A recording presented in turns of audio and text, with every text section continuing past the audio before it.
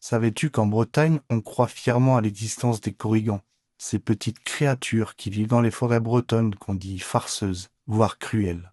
Avec des potes, on en avait entendu parler toute notre enfance. C'était toujours dit que c'était juste des histoires pour faire peur aux gosses. Mais pendant l'été 2020, pendant le Covid, on en avait marre d'être enfermés. Alors on est parti camper, à l'arrache, dans la forêt de Brocéliande. On voulait vivre un truc mystique. La première nuit, tout va bien. On rigole, feu de camp, marshmallow. Deuxième nuit, l'ambiance change. Un silence, bizarre. Pas un oiseau, pas un bruit. Juste une sorte de petit rire, loin, très loin. On pense à un renard ou un chevreuil. On se fout la trouille nous-mêmes, on rigole. Mais plus la nuit avance, plus les rires se rapprochent. Des petits chuchotements, des cailloux qui tombent à côté de la tente. À 3 heures du matin, on sort pour vérifier. Et là, on voit une petite silhouette. Pas plus haute qu'un enfant, dos tourné, immobile.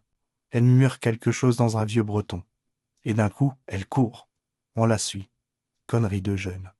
On arrive à une carrière, il y a un cercle de pierres, et là des dizaines d'entre eux, petits, courbés, des yeux rouges.